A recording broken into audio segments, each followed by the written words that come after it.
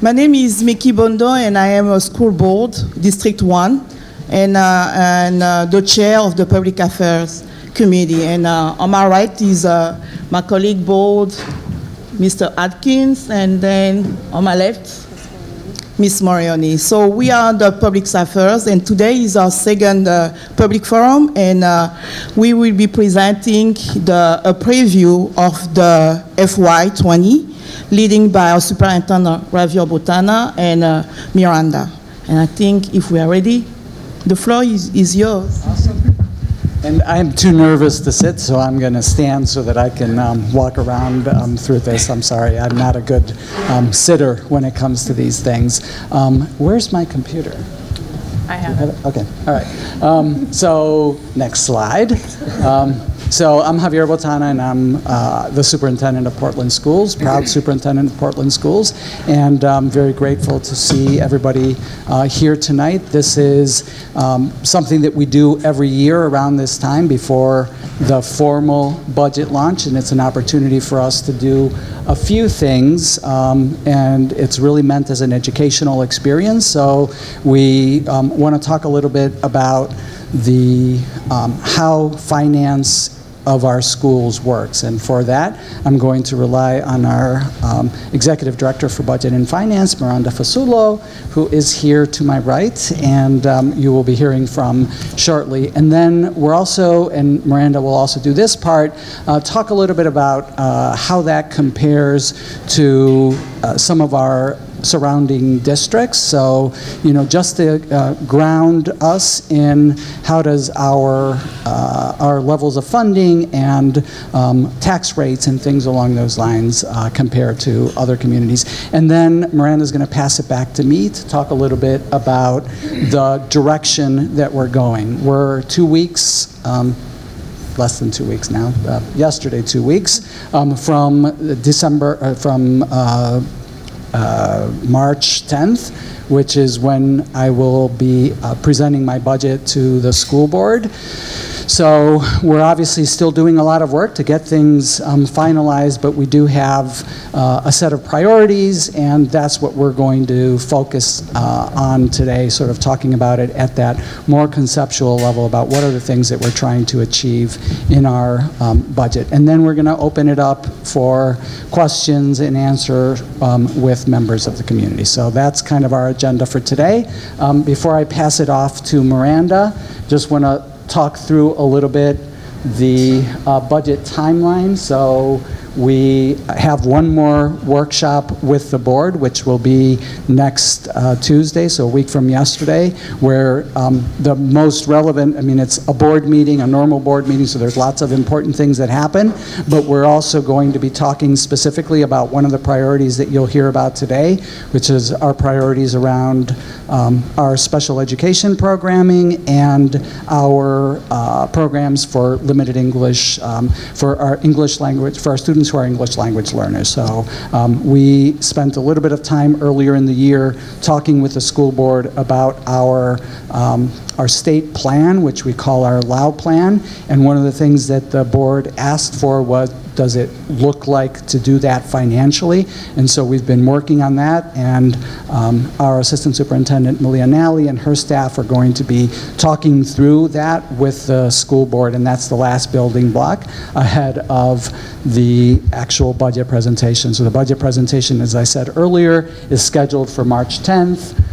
There will be a series of intervening meetings, but it's scheduled between March 10th and April 7th. On April 7th, it will have gone through our finance committee and be brought to the board for a first read and a vote. So right now it's scheduled for the board to vote on it on April 7th, and then the city council, a similar process where it will go through their finance committee and be brought to the city council for a vote on May 18th, and then the referendum is scheduled for June 9th. line. So that's the high level. There are lots of steps in between those things. We don't just, I wish we just had, 4 meetings along the way, but we will have a few more than that. And so that's the overall timeline. And so now to talk a little bit about how our school finance works, both in the city of Portland and largely in the state of Maine, and how those things interact, and talk about some of the benchmarks against neighboring communities. I'm going to turn it over to Miranda. So, Miranda. Thank you, Javier. So obviously you and I are a bit opposite because I'm too nervous to stand and walk around. So I'm going to sit here and pretend to be casual. All right, so I'm going to start off really with just some of the basics of our budget, starting with the expenditure side. So in FY20, our budget was that's the current fiscal year, 117.4 million.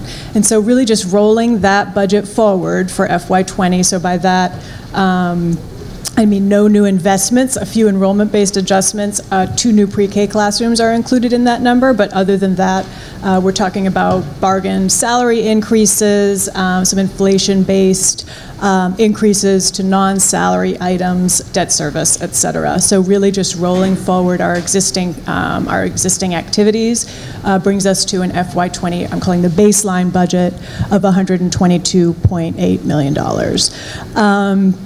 So the expenditure breakdown that you see up on the screen is to scale. So unsurprisingly, we spend about 80% of our budget on salaries and benefits. This is the FY20 breakdown. I don't expect it to be wildly different next year or in any given year. That's pretty typical.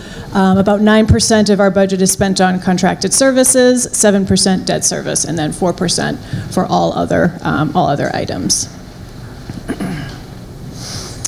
And so this is just a graphic showing you our revenue sources, and you can see very clearly that most of our revenue is property taxes. So about 80% of our revenue comes from property taxes. So property taxes basically pay for the salaries and benefits. 15% is state funding, and 5% is all other sources.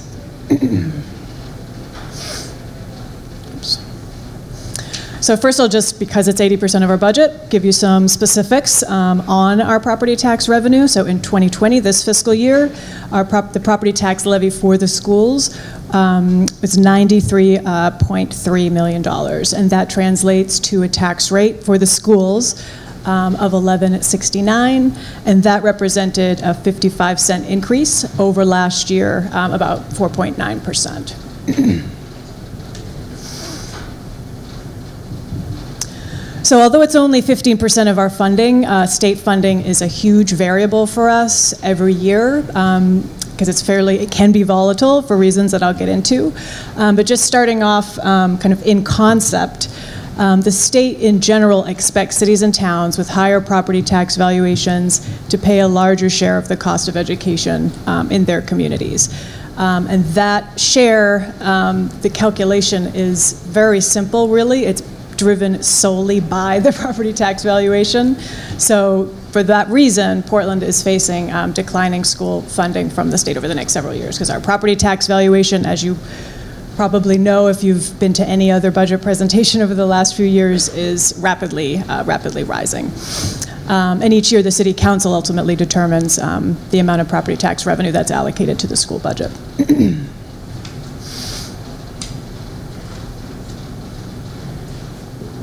All right, so I'm going to go through and use some animations in this slide because Javier told me this is where you guys are going to fall asleep. So I'll try not to let that happen. So the state funding formula is kind of complex and kind of simple. It's simple because it really consists of 2 primary parts. Part 1 is the operating allocation. So basically this is the state's calculation of the resources required to provide an equitable education in a given district. The other side of the formula is the local contribution, so the amount that the state expects us, Portland, as a district, to contribute to that cost of education. So the operating allocation is driven by a variety of different things. It's the much more complex side of the formula. The calculation has many, many parts and lines and formulas and variables, but in sum, it's driven mostly by enrollment and demographics, our personnel structure, the characteristics of our staff, the staff years of experience, levels of education, et cetera. It's also driven in some ways by prior year costs. And then there's just changes to the formula each year that can change things fairly significantly.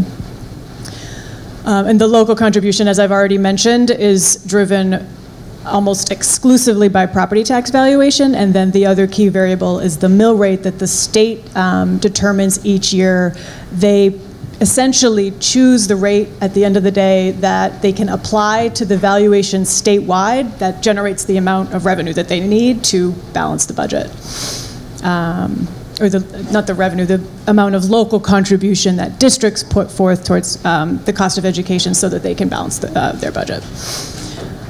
So that's basically the formula. It's just the operating allocation minus the local contribution that yields the state subsidy that we, Portland, receive each year. So here's where we get wild. All right. You did that helicopter. I did the spin. All right, so this year, for FY21, our operating allocation was 92 is for the future year, FY21 upcoming, our operating allocation is 92.7 million. Our local contribution is 74.3 million. So you subtract the 74 from the 93, and you get 18.4 million for our subsidy for FY21, the upcoming budget year. This may also continue to put people to sleep.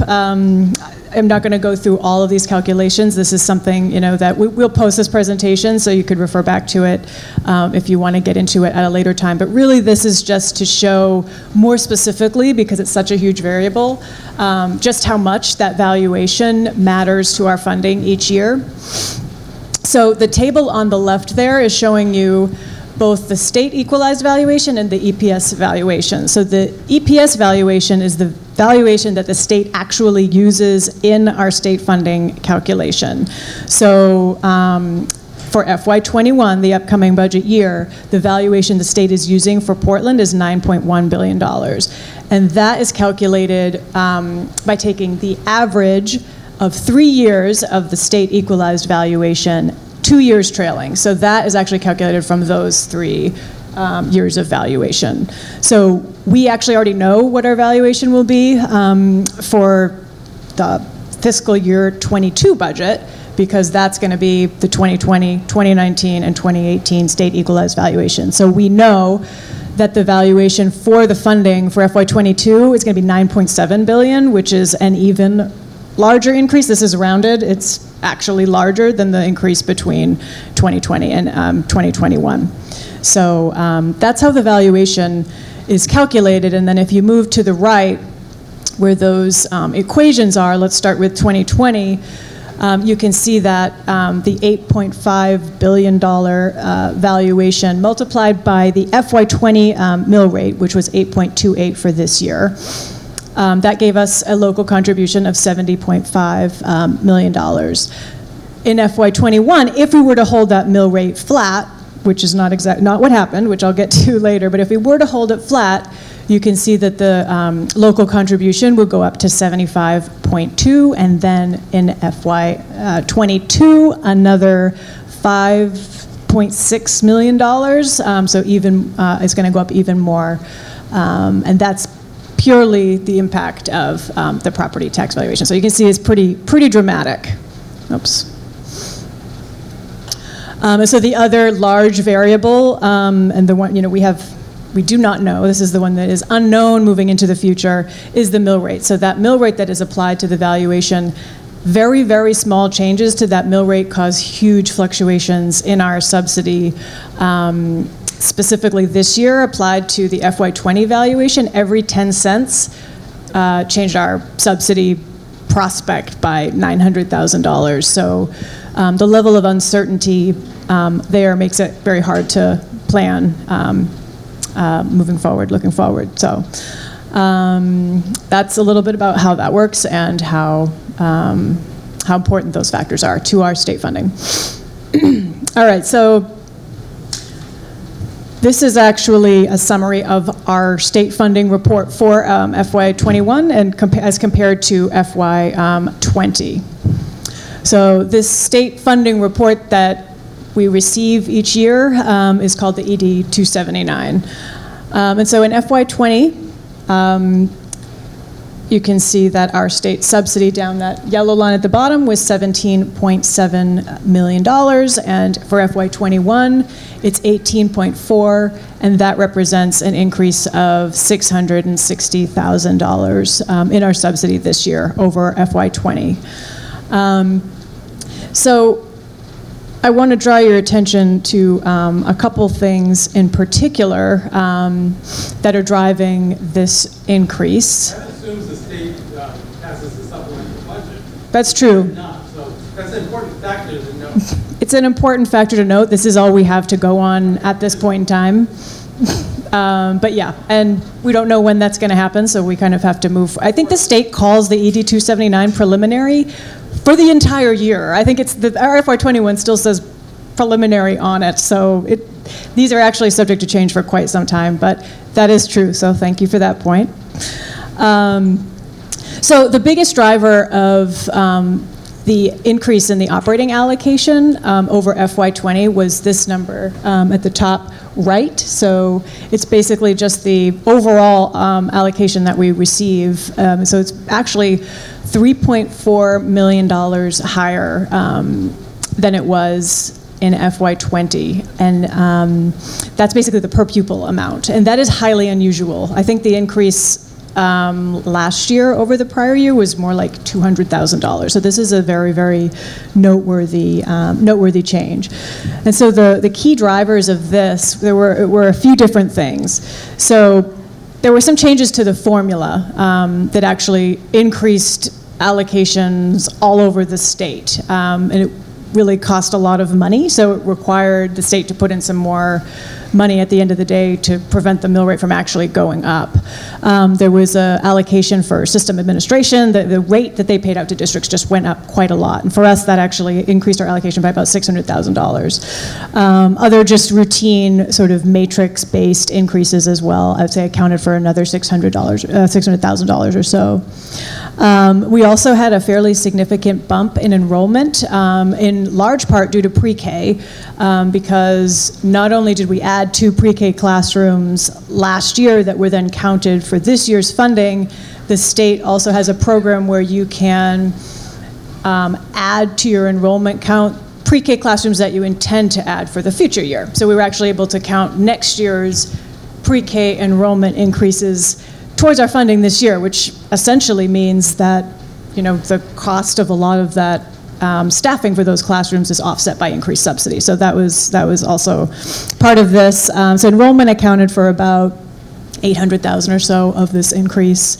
And then, as some of you may have heard, and I'll get into a little bit more on a future slide, we also had some changes to the way that we did some reporting on our teacher years of experience. That was really a product of reviewing the way that we did the reporting. And that accounted for an increase to this figure as well of about $1.3 million. And I'll talk a little bit more about that. So that's kind of one of the key figures in this summary. And also, I just want to draw your attention to the mill rate line. And you can see that at the end of the day, the mill rate actually dropped by 10 cents from 8.28 to 8.18. And that, as I mentioned before, was another $900,000 or so. But all told, all together, we came away with an increase in subsidy this year that, if for those of you who are following along from the fall, probably you know that it was unexpected. So again, those of you who were following along from the fall may have seen this graphic. This is kind of where we saw ourselves going potentially when we were looking at our state funding projections earlier in the year. So this is the wedge, as we've been referring to it. It just depicts the property tax gap that emerges as our expenses naturally continue to rise and as our non-tax revenue continues to go down, or at least at the time we expected it to go down. So at the time that we were, back in the fall, we were projecting a $2 million decrease in our state subsidy. So that was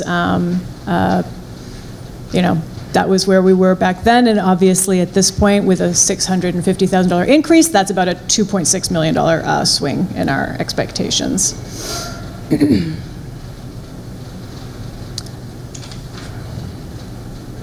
All right, so this slide basically shows how much of that $2.6 million swing came from differences versus our initial projections in the operating allocation and differences versus our initial projections in the local expectation.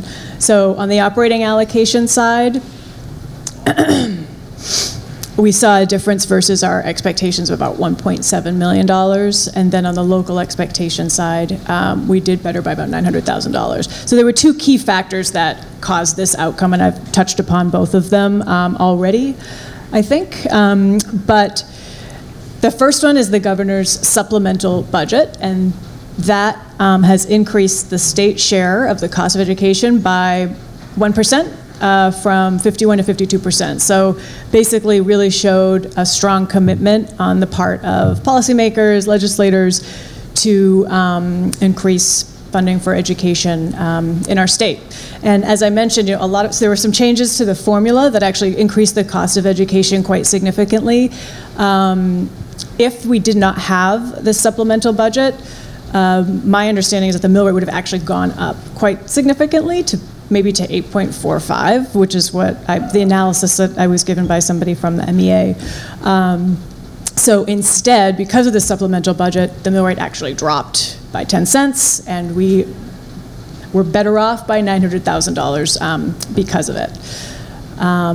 I'm rounding there to $1 million for ease, but yes, about $900,000. And then the other key thing that I touched upon already was the fact that our HR department really dug in this year to how we do reporting. Basically, EPS is driven by a lot of different data reports that we submit each year, one of which is information on our staff years of experience and also our staff education levels. So we had been underreporting teacher years of experience in the past years. We don't actually know how long it's been going back. We looked at the last few years, and we've been doing that for a few years. And correcting for that actually added $1.3 million to our allocation for this year. That's a one-time bump, but a one-time bump that will carry us from a higher place moving forward.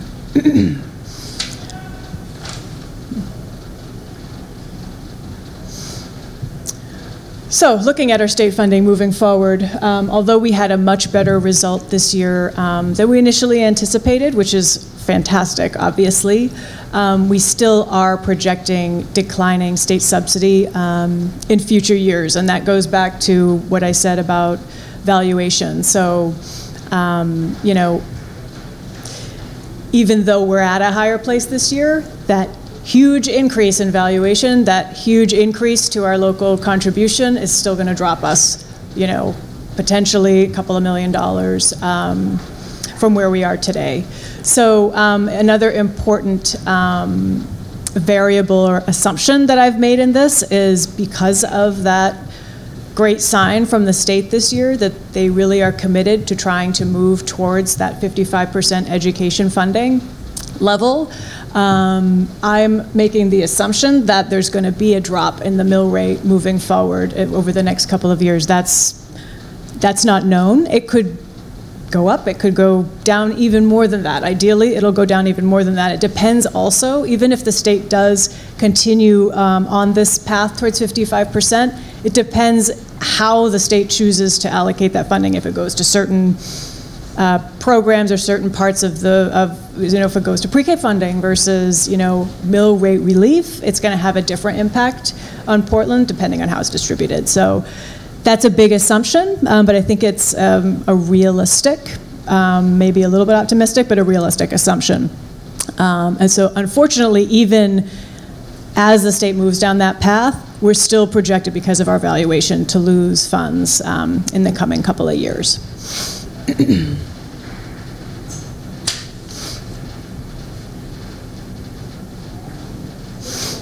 All right, so now that we've kind of covered the basics of our budget and the basics of school funding in general, I just wanted to offer some context on where we stand in relation to our peers before we kind of dive into our FY21 budget priorities.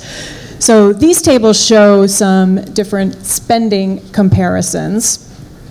So you can see that on the left we're showing per pupil spending, and that's per pupil spending as calculated by the state. So the state puts out a nice figure that they ensure offers a comparable view of districts across the state. And you can see that we spend, less than many of our southern Maine peers, slightly above average, slightly below the median. And we also spend less in excess of the EPS allocation from the formula than many of our peers. So that represents, how much more our budget is than that state calculated allocation amount. Okay. And then this is just a comparison of the revenue sources or how districts are paying for education in their communities. Basically, this table shows that although we have a very low percent of our funding coming from the state, we still have a below average, below median tax rate in our community versus, our group of peers that we're showing here.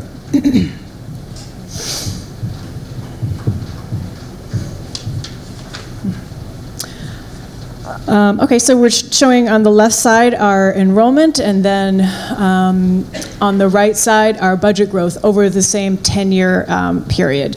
So you can see that although we've had a decrease in enrollment, that decrease has actually been less of a decrease than many of our peers, and despite that, we've still seen very low budget growth over that same 10-year period.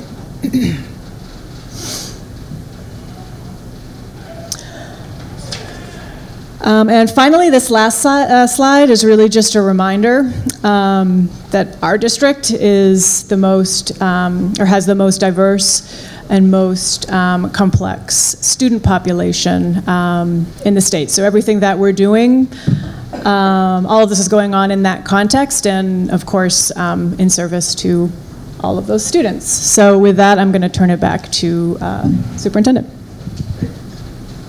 Thank you, Miranda. I'm going to use this one.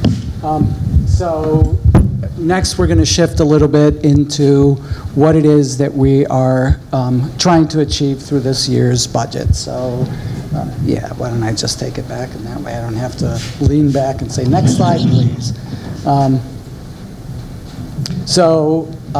Many of you have seen this before. This is our organizing scheme as a school district. It's what we call the Portland Promise, and it lays out 4 areas of work for the district: achievement, whole student, and equity, and then the people that undergird that. And so as we think about how we do the work that we do as a district, we always come back to this framework, and it's all in the service of helping us meet our ultimate goal, which is to have all of our students graduate from school ready for the next step in their life. So what we like to say is prepared and empowered, with prepared meaning that they have the knowledge and skills, and empowered means that they know what they're going to do with that. And so that is, how we organize our work. And so you'll see this in all of our presentations, because it is the way that we try to think about the work that we're doing in the district.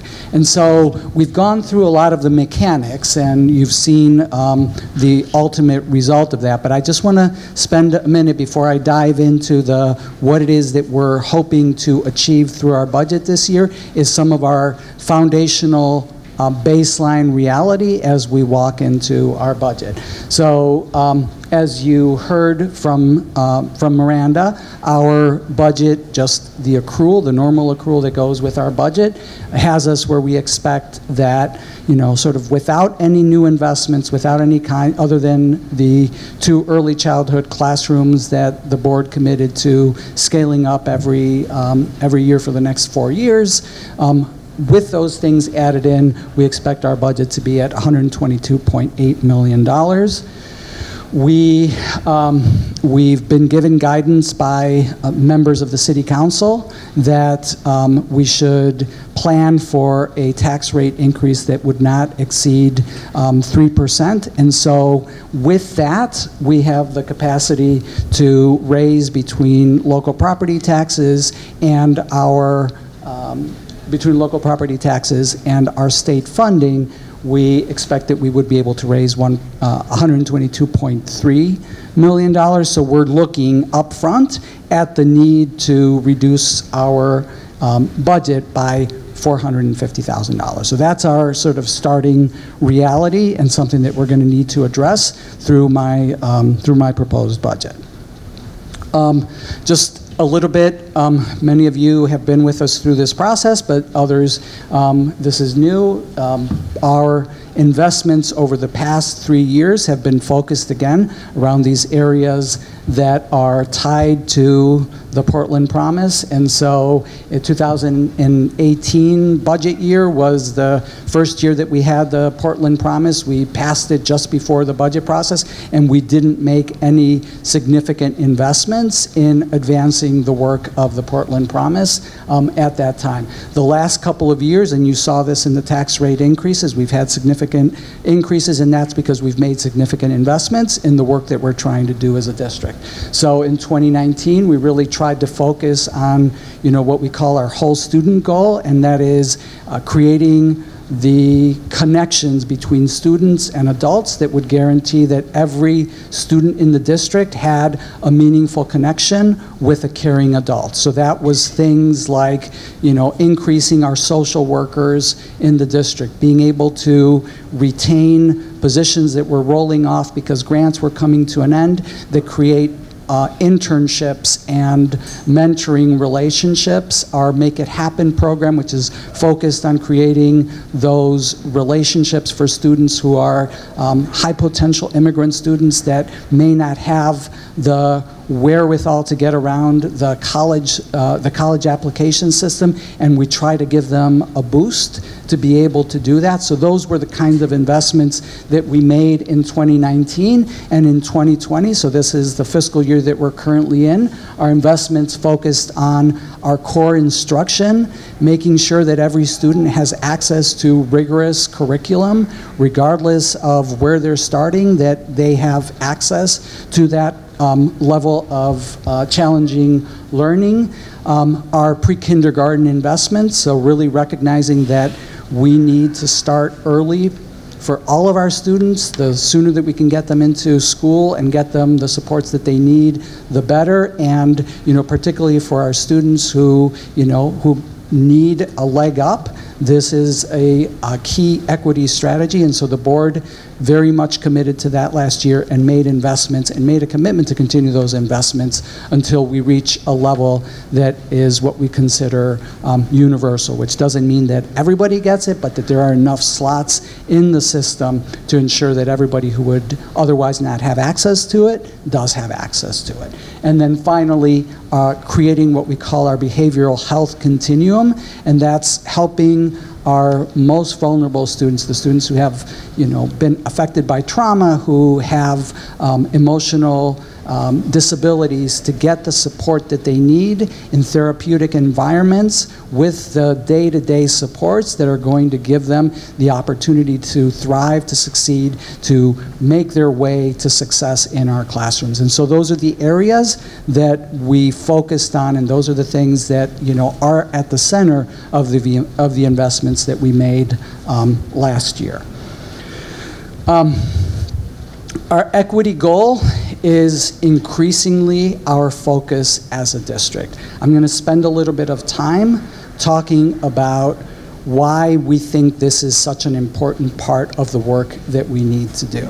And, I'm going to be sharing data that is all grounded in our achievement goals, so it's really sort of test score data, but I want to make sure that you understand that whether we look at our and that's why we've titled our budget drive this year, Closing the Opportunity Gap, because whether you look at those ultimate outcomes, which are test scores, or whether you look at the differences in the way that we discipline students, or you look at the way that students have access to higher level curriculum, AP classes, gifted and talented assignments, and things along those lines, you see that, you know, your status as a student who is learning English, your status as a student who has special needs, your status as a student who is economically disadvantaged, your status as a student of color is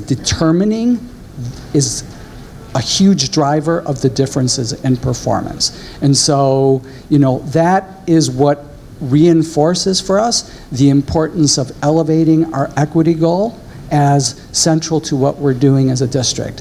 One of the things that is most appealing to me about Portland as somebody who's relatively new to Portland is knowing that we're a community that cares about everybody, and that we're very proud of that ethic that, you know, characterizes Portland and that distinguishes Portland from many surrounding communities, and certainly from what we see happening in the country as a whole. And that's one of the things that I think we're all incredibly proud of. And so when you see the data that you're going to see, it does not reflect those values. And so, you know, I believe that as a community, we need to step up to the plate and live those values in our budget in a way that's going to actually reflect itself in changes in student performance as well as access, which is the opportunity gap.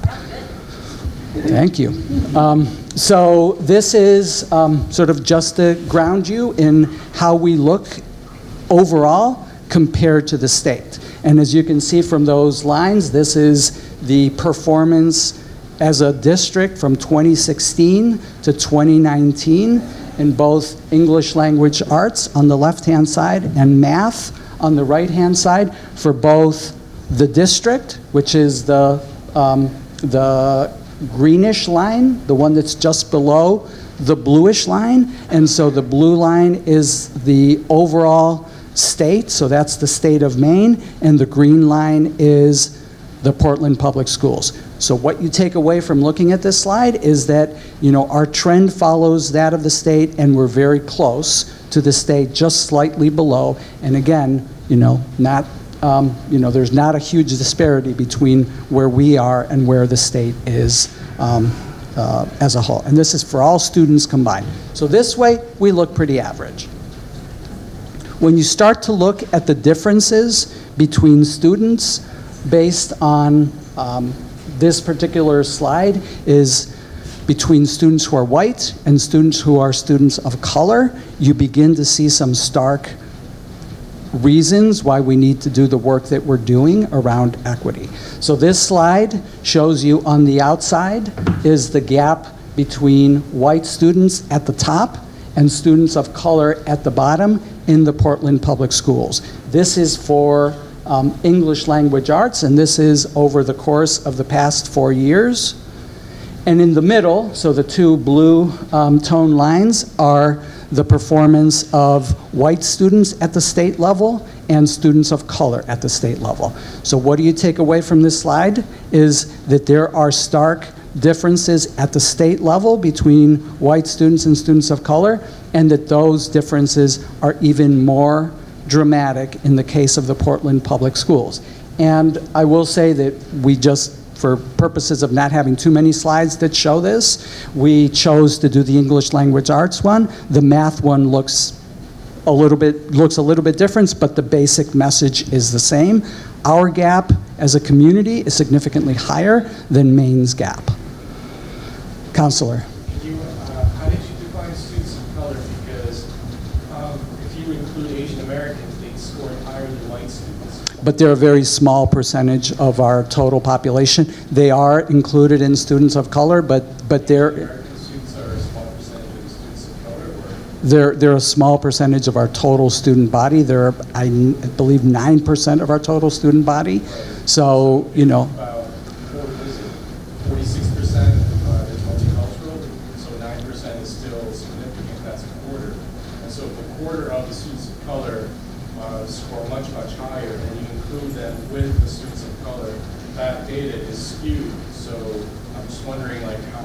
It would probably look worse. It would probably look worse than what you see there if you took, you know, higher performing Asian students, which is not across the board, but in general is true. Yes, in general it is true. Yeah, that's right. Yeah. So in the past, when Manny Cock did this particular slide, he broke it out, and we could see where the gaps were. And we have this by different groups as well. So for Latinx students, for Black students, and for I think for our Native students are not large enough to actually be able to get as a subgroup, but we do have this by subgroup. Eyeballing it, if you take out Asian American students, it doesn't look like much has really improved since when Manny was there. I'm looking at that data. I absolutely would agree with you. Half as well as went to grade 3 among all disciplines, and it was worse for other populations. And if you take that out, it's pretty much like 55 to like 30. So if you took out Asian American, it really hasn't changed that much. I don't think that our claim is that it has changed, and I would agree that it hasn't changed in the last 20 years. You know, when we first started looking at data this way, one of our board members who had been formerly a staff member and then a board member pointed out, we've known this for 25 years. So I don't think that I don't think that the claim here is that that we've just discovered something. I think the claim here is that this is not what we as a community strive for and wish to, be known for. And I think that that's the priority for many years. Yep. And I'm saying it doesn't look like things have changed. Yep. And so this is not students of color. This is for students who are economically disadvantaged. Incidentally, in our community, students who are economically disadvantaged tracks very closely with race as well. It tracks very closely with race. It tracks very closely with English language learner status. So again, here you can see the gap between our white students, the state's white students, the state students who are, I'm sorry, this is students who are not economically disadvantaged and students who are economically disadvantaged. And again, the message is the same. This one is math. If we did this one with English language English language arts, the results would be very similar. Just a little bit in terms of one of the ways that we often look at our data. You saw us making comparisons to surrounding communities and other communities in the state. And so we do this also when we look at our student performance. And so here you can see for students who are economically disadvantaged and students who are not economically disadvantaged, you can see what Portland's performance looks like.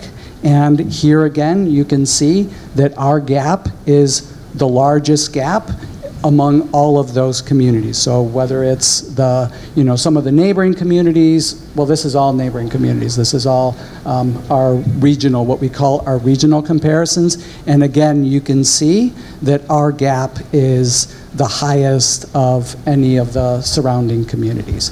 So, and on this side, on the right-hand side, you can see what our non-economically disadvantaged student performance looks like, what our economically disadvantaged student performance looks like, and you can see how it tracks against some of those surrounding communities. Yes, Counselor? How do we compare to Lewiston? Because demographically we're similar in multicultural populations, yeah. Almost identical, and same with Queen. Yeah, and we took out, yeah.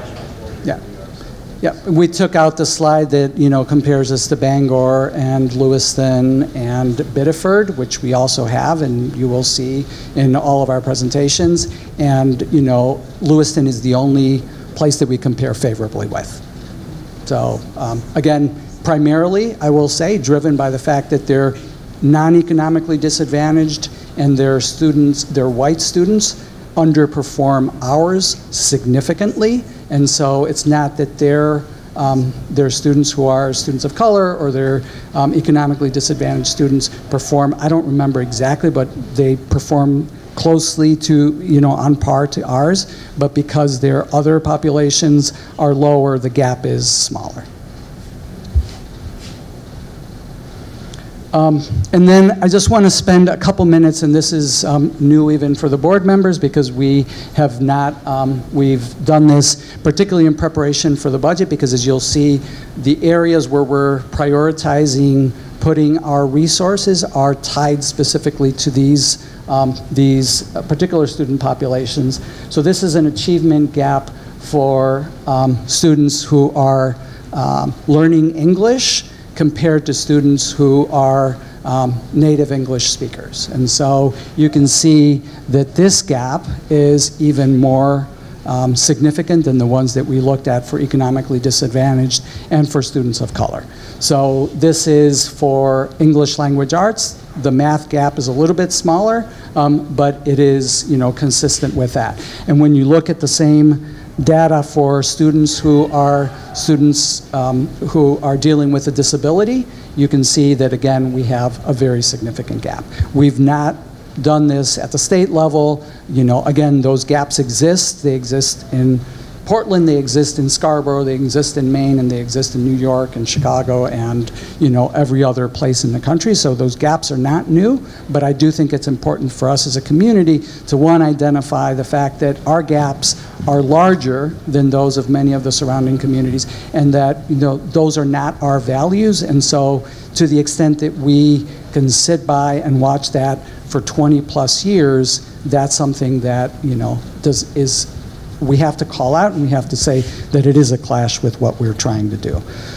So what are we trying to do? So what are our priorities as a school district? And these are the things that you will see in our budget as we move it forward. So there's 3 things that we're focusing in on.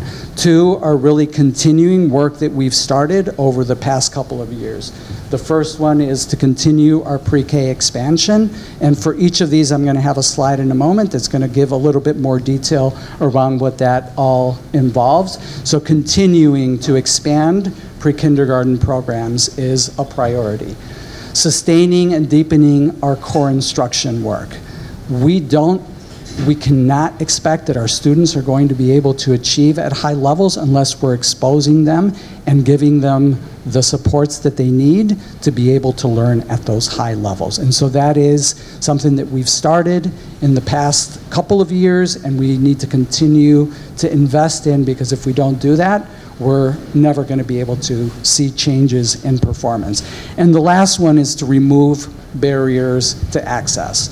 And so that is, some of it is new, some of it is not new, but it's redoubling and really emphasizing supports, particularly for students who need a boost to be able to achieve at those levels. So what does continuing PreK expansion mean? It means that we open another 2 classrooms next year.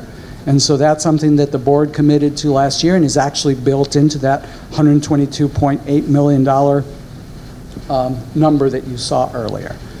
It also means that we need to ensure access for all. And so there are things that we need to do to be able to make pre-kindergarten viable for all of our families. And so things like providing transportation, ensuring that we have before and after care, making sure that we have English language learner supports within our pre-kindergarten programs. All of those things are necessary for us to be able to achieve at those higher levels. So those are our priorities around the pre-kindergarten expansion. Sustaining and deepening our core instructional work. That involves continuing to support the work that we're doing, much of which is currently subsidized with federal funds that we're going to have less of. So a lot of doing this means that we have to move into our general fund, things that have been funded out of our grants. Our work around coaching in schools to support teachers in their professional growth, that is largely funded through our through our grants, which we're losing $650,000 in. And then scaling up some of the work that we've been doing around our mathematics instruction and phonics and sort of we're moving our mathematics instruction to the elementary grades. We've been doing it for a couple of years in the middle grades and really moving it into the elementary schools, and doing that at scale is part of what is in what will be in my proposed budget. And then the last piece is to continue to do work to remove those barriers, particularly to get to those achievement gaps that we talked about earlier. And so the first thing, and I talked earlier about the fact that we've spent time working with the board on what we call our LAU plan, and that's the state plan for addressing the needs of our students who are English language learners. And as part of that, we know that there are some key components of that plan that we need to be able to resource. And so they involve things like ensuring that we have collaboration between general classroom students and specialists in working with students who are English language learners. That means increased staffing so that we can actually push people into classrooms so that they're working side by side with our regular classroom teachers in understanding the needs of their students and supporting those needs day in and day out. It involves supporting teachers in getting their endorsement as teachers of English language learners so that they'll be able to support our students more effectively. It involves creating what we call programs for students, for SLIFE students, which are students that have had limited or interrupted formal education. Increasingly, we have students who come to us. We were talking to Olga earlier today, who works here at East End, and has students that come to her on a daily basis who are in school for the first time as fourth graders. And we have that with students in our middle schools, and we have that with students in our high schools. And so a big priority for us is being able to provide programming that is targeted to meeting the needs of those students. And so doing that, particularly at the secondary level, is a priority. We've done a little bit of that over the last couple of years in our middle schools, and we need to also be able to do that at the high school level. So that is a key priority for our budget this year. Heritage language programming is a critical part of this as well. For those students who are walking into classrooms, as fourth graders for the first time, having a way to mediate their day-to-day experience in classrooms by being able to use their native language and value their native language is a critical component of helping those students to succeed. So the extent to which we're able to bring in people who are able to work with our students in their native language, who are able to mediate with the regular classroom teachers as well as with all of the other staff in the school is going to be a critical driver of our success. And the last piece is we have students who are English language learners who are also identified as special education. And being able to have the resources to support teachers working with those students to achieve at high levels is another area where we need to have resources that we currently don't have. In special education, I talked earlier about the work around the behavioral health continuum. Counselor? I was just wondering, is the LAU plan, are those new ideas or have they been around for a while? I said this to our principals the other day when we were talking about this. I have been in education for 40 years, and I started as a bilingual ESL teacher. And, so if you look at that top thing, collaboration between regular classroom teachers and teachers who work with students who are English language learners, when I started teaching, the first professional development session that I went to was talking about how we, as teachers working with students who are learning English for the first time, the gold standard was being able to collaborate with regular classroom teachers. So 40 years later, here we are, we're still talking about the same thing. And so, no, it's not new. we've just never done it. And there's very few places that have done it. And so, what is thrilling for me is actually moving forward with something that we know is the gold standard, and we know that if we do it, it's going to make a difference, and we've not done it, and this is an opportunity to do that. Yes. Superintendent, I just want to hold a little bit.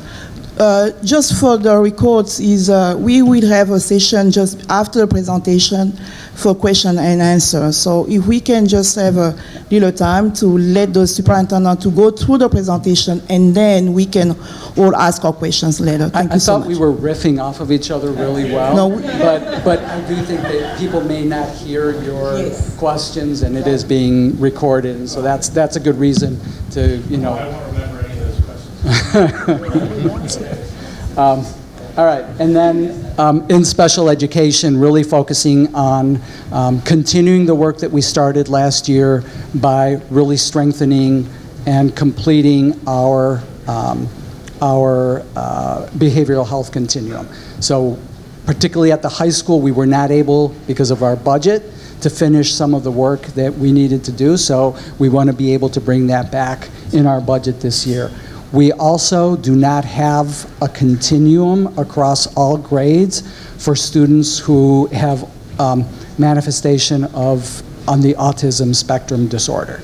And so we currently have robust and great programming at the elementary level, and we're not able to continue that into the middle school and into the high school the way that we need to do that. And so this is an effort to actually enable us to do that. And we also, and for those who were at the board meeting yesterday, you heard, for example, from our occupational therapists about the tremendous burden that their caseload places on them. And so there are specific areas where we know that caseload is too high, and we need to be able to do things to support those teachers to be successful. And so, we need to make investments in addressing that. And then finally, and this is the last piece of this, is we know that out of school time is a time that for some students is an opportunity to grow and expand your horizons, and for other students, it isn't. And so we need to be able to create a leveling mechanism that enables all students to be gaining during the summer and during those breaks, those extended breaks from school. So for us, it's really being able to sustain and grow the summer school programming that we've started over the past couple of years, and really be able to expand that out to a level that it is, everything that our students need to be able to not fall behind, but actually continue to grow over the summer. So those are the areas where we are looking to make investments. And this gives you an idea of what it looks like, what it costs to do all of those things. And I will start by telling you that we won't be able to do all of those things. You saw what our budget capability was, with a 3% increase. And so there's a $500,000 cut to just get us to that 3%. And then we're going to have a series of very difficult choices of removing some things that we currently do and replacing them with some of these things so that we can continue to make progress towards achieving equity in the Portland Public Schools. So these are, each of those areas that we just talked about and what some of the costs. These are not, you can see these are super round numbers, so those are eventually not going to be super round numbers. They're going to be actual numbers, and it's going to be part of my budget, and we will, when we talk about this on March 10th with the board, we will be giving the details of what it is that we're actually able to incorporate into my budget. So again, just to remind you what I just said, this is what our current budget looks like. $122.8 million is what our existing programming rolled over would cost, and $122.3 million is what we, in essence, have to spend with a 3% increase, which is the guidance that we've received from the council. So we've spent a lot of time. The board has known this for a long time. So for those of you who have followed our work over the course of the fall with the Finance Committee and the board, we've been vetting a number of reductions. And so this list is in our budget page, so you can look at the details of it.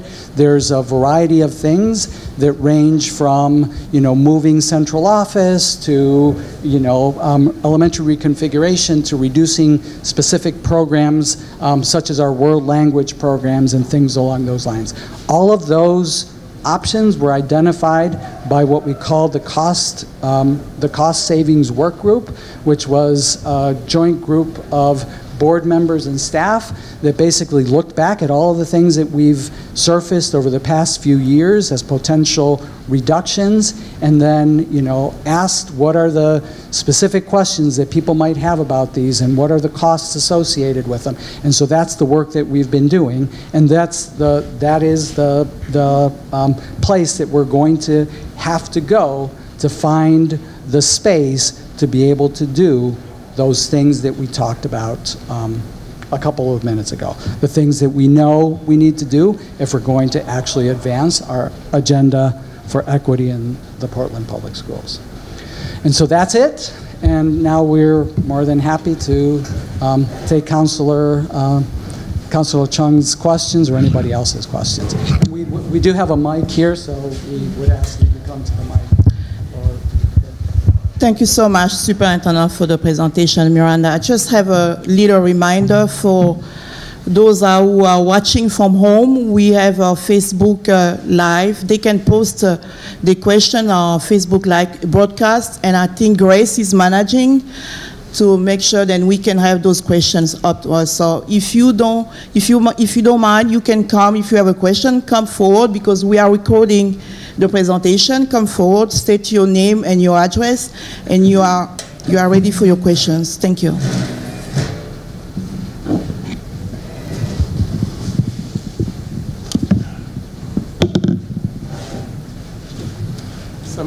Somebody has to go first. Stephen Sharp of Cumberland Avenue.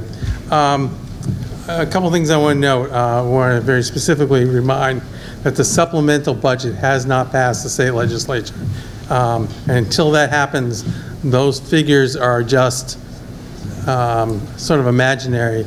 And I'd be curious to know if the supplemental budget didn't pass, what would be the impact on the school budget? I'll take that back. A supplemental budget will pass of some number. I don't even know where they're at up there. I haven't followed the process specifically. But if it doesn't include whatever dollar amount is currently being planned for in education, that's where the issue is. I mean, there's a supplemental budget document that something's going to pass there. I'm not, but you talked about the 2 preschool, pre-K classes that are being added. First, before I get to that, actually, one of the last slides you showed was the $3.7 million in stuff you want to be able to do. Is that included in the 122.8 million? It's not included in the one. So the only thing that's included in the 122.8 is the 2 early childhood, the 2 pre-K classrooms. Are they the 900,000, or is that a different number? It says 900,000 in that. The 900,000 included transportation costs and an estimate for before and after care, as well as the cost of the classrooms. So that's the only thing that is in both the investments and the baseline budget is the pre-K classrooms. It's included in the baseline budget, but we wanted to show it just so it was clear how much of an investment so 2 classrooms is 32 kids. Correct. I can't do the math quick enough what the per pupil would be. It's actually pretty high for pre-K because there's additional allocations added on for pre-K students specifically. I estimated in for FY20 when I looked at I'm just saying 900 divided by 32. What is 900,000? That's a staffing cost. Right. So it's about 225,000 for the staffing cost for those 2 pre-K But you said classrooms. you're adding 900,000 to the budget. Right, but that's to provide transportation to 100 to 150 kids. Oh, that's not for, Right. okay. Right, so that's- it's not just transportation for the new 2 classrooms, it's transportation Okay. for all of the classrooms and all of the pre-kindergarten classrooms. Okay, in the that's a little bit Portland clearer schools. then, Yeah. okay. Yeah. And So- it's English language learner supports for all of the 150 students in the Portland Public Schools. Okay. So it's 225 is what you're thinking? For the 2 pre-K classrooms, yeah. Yeah, okay. Yeah.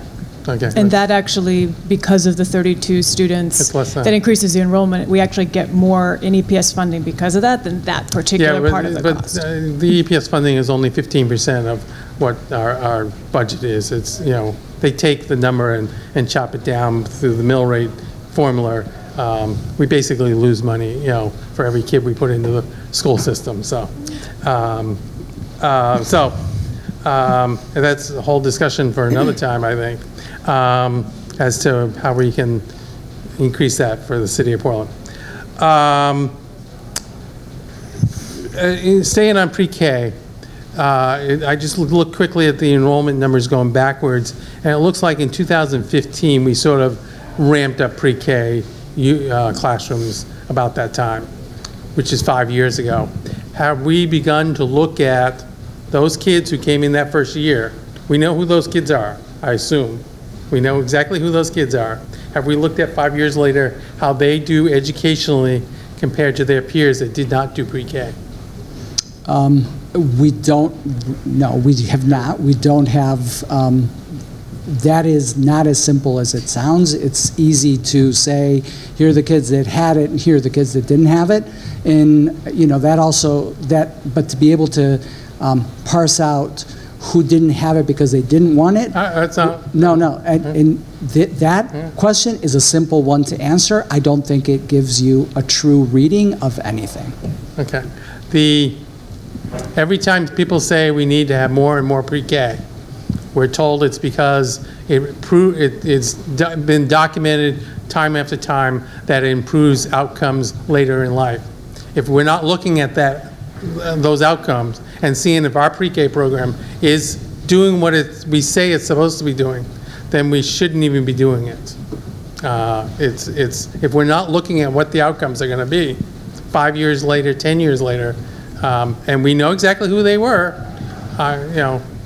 so I really think we should be looking at that going forward. I think this is about the time, before now, there really wouldn't be, because you probably haven't had any, third grade would be the first, right? Mm-hmm. First testing, third grade, yeah. So. Third grade, yeah. Your budget talk, your whole discussion was about the fact that you're looking at a 3% increase as a max. The city council budget guidance was 2 to 2.2%. I'm not sure where it morphs into 3%, but I was at the city council workshop, and their very clear guidance was 2% to 2.2%. So I think you need to, your finance committee needs to have a conversation with the city council finance committee to see how 2.2% got to 3%, because that's a significant difference in delta to what they are looking for you to come in at. So I might have more questions later, but for now, yeah. Thank you. And the 3% tax increase. Again, I just want to be clear that the 3% tax increase is a $500,000 reduction in what our current programming rolled over costs. So right there, we're starting from a deficit, and that's without being able to do any of the things that I outlined as our priorities for this year.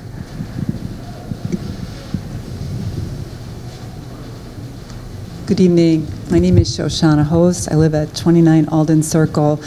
This was advertised as a chance to share info, so I'm here to share info rather than to ask questions. As some of you know, I teach ESL at Portland Adult Education, and we have 4,000 students, and we provide crucial services to help our economy by preparing immigrant adults for the workplace, and also helping the K-12 students by making sure that their parents can speak English and qualify for decent jobs. And it makes me sad that we weren't represented in that presentation at all. We are becoming a larger and larger school as the rest of the district is shrinking. And I think the entire school system needs to wrap its head around the idea that we are part of your system and that we're a crucial part. We should be like front and center rather than off in Siberia. So I just had to say that.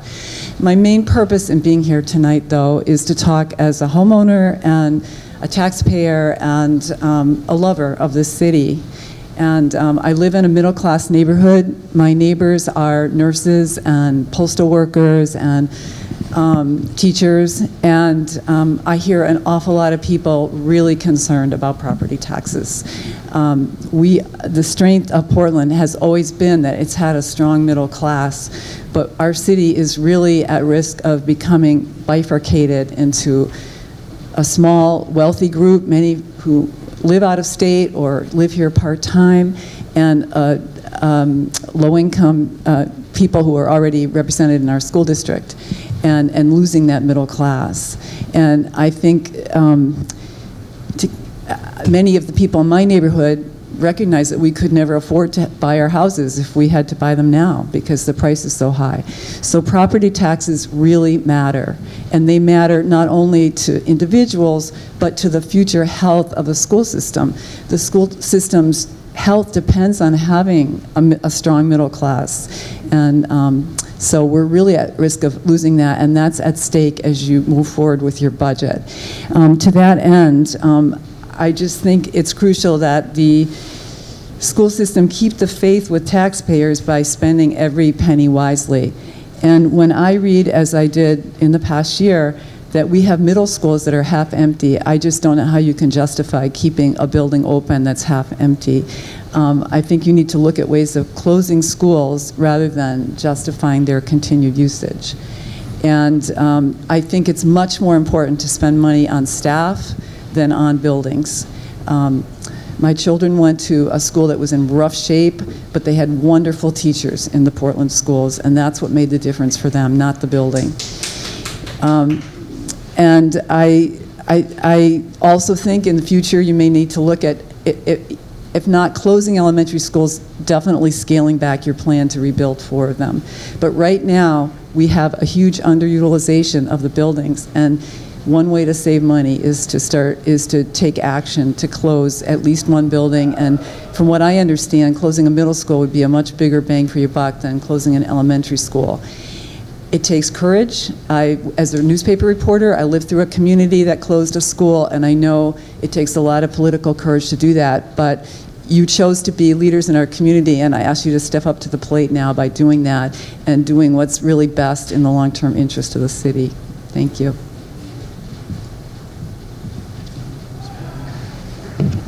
I'd just like to respond. Want to poke a small hole in the half-empty building point, just because we don't have buildings that are sitting half-empty. We don't have like a whole wing of a middle school that's not being used at all. When they talk about the percentage utilization, that's really looking at what could the maximum possible amount of bodies that you could fit into those classrooms. So that's looking at the maximum capacity of the classrooms to fit students into them. So that's talking about really increasing class sizes to a point that certainly would be out of our limits that we have set as a board. On the middle school front, there is an option that's been talked about to move from a middle school model to a junior high school model that does represent significant savings.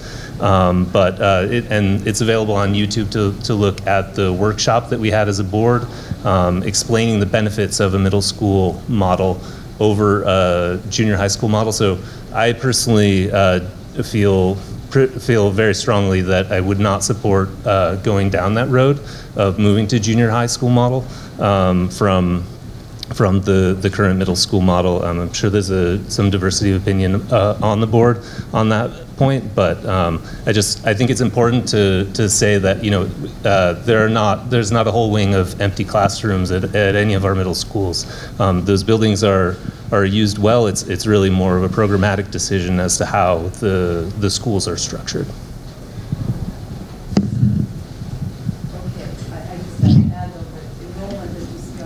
Do you want to, Shoshana, do you want to use the mic, please? Just looking at the decline in enrollment in the district, I mean, from 14,000, which I think was what its height was in around 1970, to now we're under 7,000. I mean, there is excess space in the schools, and there's ways to reorganize them so that you're getting rid of one of the larger buildings. I do want to just recognize that point for a second. The school district did have a significantly higher population at the turn of the 70s, and the school district also had significantly larger number of buildings at the time. So we actually have a very cool graphic that shows how, as that tracks enrollment and the number of buildings that were open at the time and how they've closed over time.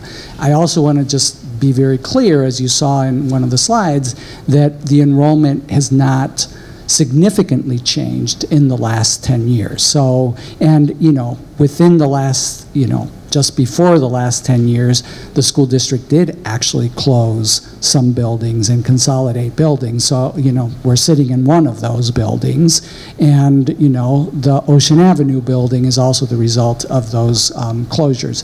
So, you know, it's important for us to recognize that, yes, there were many more students in Portland in 1970 than there are in, you know, 2020.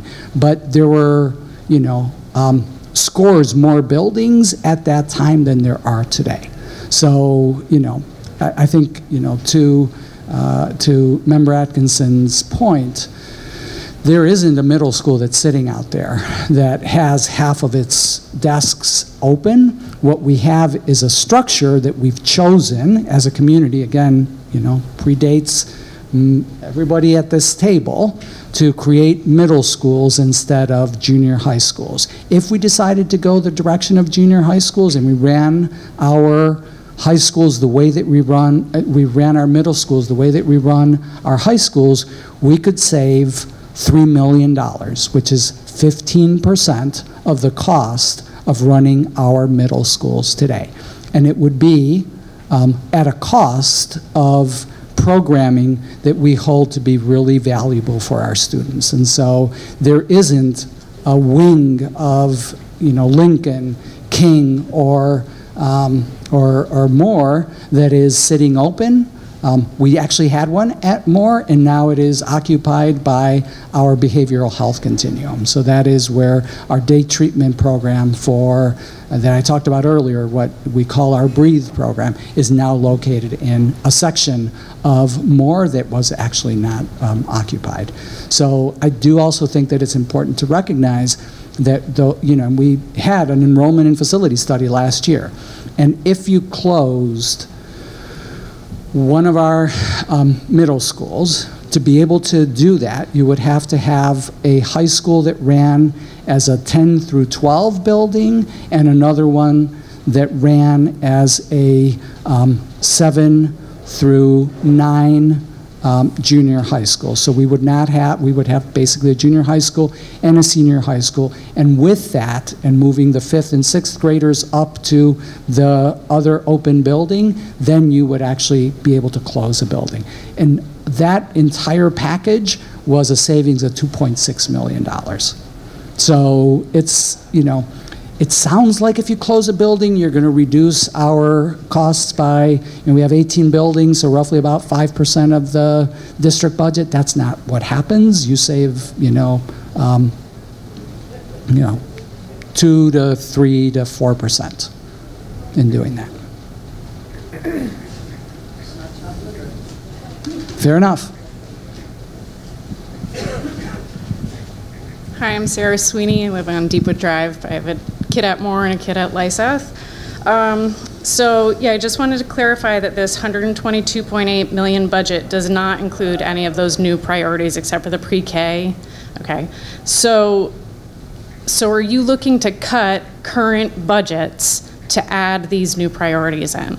Yes. Okay, so it would be great if we could know like what the costs of what was on that last slide that you showed that had athletics on it, world language, how that will compare to these new priorities, which are totally admirable and necessary, I believe. Like, our achievement gap is horrible, so it would be great if we could close it. And then I guess I'll just also bring up the idea of the elementary school reconfiguration. Not really thrilled about that idea. Seems like really rushed timing. Maybe with a longer year plan in place, it would be helpful. But, you know, when you talked about all those new priorities being, you know, we need more staff to help students. With a reconfiguration, part of it is to decrease staff, increase class size. That seems the opposite of these new priorities. So just want to make sure you guys are thinking about that too. Let me just address that last point in particular. So it is not increasing class size. It is creating more classrooms that are run efficiently. So, you know, for those who attended the presentation on that, you could see that class size, you know, on average increased slightly, but it stayed within those thresholds that we currently have. And so as a parent of a student at Lyseth, you currently have in pretty much all of the classrooms at Lyseth very close to what the district threshold is. And if you're sitting next to a parent at Ocean Avenue, which is on the other end of the spectrum, where, you know, pretty much every classroom is underutilized. So in the reconfiguration, what happens is, you know, more classrooms approach the level of utilization that we currently have at Lyseth, but not across the board. And, you know, so that's the efficiency of doing that. It's not that we're increasing class size. And I do want to, you know, clarify, yes, there is a reduction in staff that results from that because we need fewer classrooms, because we have more sections of a particular grade in one building, and so we're able to run those more efficiently. I just want to add that, yes, at Lyseth we are close to the threshold, but I would argue that it's like those kids do not get the attention they need in those classrooms, with it being one teacher, 22 kids, you know, 18 kids is much more manageable. You know, we just need more money. And how as a parent can we help the school get more money from the city? I mean, that's what we really need to do, right? I mean, we got more money from the state, but that's going to be going back down next year. It sounds like the feds have cut more money, so the report from the state is good this year, but the report from the Fed is bad, so that kind of canceled each other out, it seemed. So, you know, we want to help. We want to help our kids get the best education, so, and, you know. And I believe that, and obviously so do I. So right. I look forward to working with the board. I look forward to working with the community in doing that. I think we've already made inroads with, if you look at the last two budgets, were significant increases for the district. I think that what you see in the, at the state level, the commitment from Governor Mills and the commissioner as part of the work that our legislative delegation has done to, you know, to convey to them that, you know, we need to make sure that we're not hurting districts that, you know, have tremendous needs and also have high valuation. So I think that, you know, we need to continue to work in that direction, but I need to put a budget out there within the next couple of weeks, and I can't continue to look at those performance levels and say we're just going to, you know, wait until we can get everybody to give us more money. Great. Thank you. Thank you. Hi, I'm your Ocean Avenue parent, one of them. I'm Kate Kessler. I live at 10 Parsons Road. I don't know if this is the right forum to do it, but given that it's called a public forum, to kind of build on Sarah's point, I think a lot of us support the priorities of the Portland Promise. And I think I would really like to get some feedback from the school board, but also from City Council about if we identify these as really important priorities, which you have, and which a lot of us agree with, how can we plan long-term if two things seem to happen repeatedly? One is a limit to the annual increase, which I understand as a homeowner myself. But if that's a given limit and the state uncertainties are given known, how is a school district to plan for important priorities over the longer term? So I don't know if anybody can speak to that here tonight, but that's really where my curiosity lies in this process, because I feel in the last few years, we've had a very similar conversation year to year. And I think we would like to, move that conversation forward in support of the schools. Thank you, Kate. Councilor? Hi, I'm Tate Chung. I live at 98 Winding Way. I'm also counselor for District 3, but I'm here really to talk about my passion, which is education. I used to be on the Portland School Board, and I got my career in nonprofit world really getting started advocating for the education gap between immigrant students, particularly those who were lacking access to ESL, and I was part of the NAACP that sued the Portland school system to change that. So I wanted to talk about, well, the first thing I wanted to say is, I want to say kudos to the Portland school system. I think people don't understand how wonderful and amazing our staff is. When we have all these barriers and our high schools rank in the top 15 and the best in the state, including Casco Bay, I think was number 7, and then Portland and Deering were all in the top 15. It says that we have amazing staff and innovative staff. And I think, as a Portland resident and someone who loves education, I'm looking for ways to bridge the gap between, high achieving learners and those who are just getting started. And when I see the 4 priorities, I'm really excited.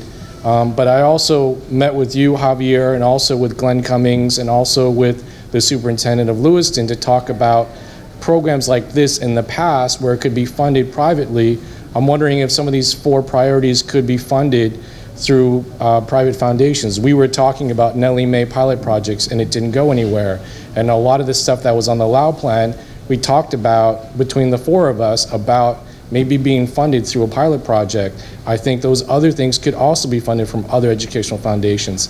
And so, I always look at data and I'm wondering, if we have the data, could we find other opportunities within the Greater Portland Foundation world or other places to kind of fill in those gaps? That's 1. And 2, if we have the data, maybe we can go to the State Office of Innovation and say, this is why Portland and Lewiston needs to do this, because if you aggregate the number of new Americans that are in those 5 school districts, Portland, Lewiston, Westbrook, Portland, Westbrook, South Portland, Lewiston, Auburn, it's almost 8,000 kids. So roughly 8,000 kids in those school districts are going to be our future workers. And if they're lagging behind, the Office of Innovation should look into raising whatever it costs to bring those kids up so that we have a better workforce, because those two regional cities make up almost 60% of Maine's GDP.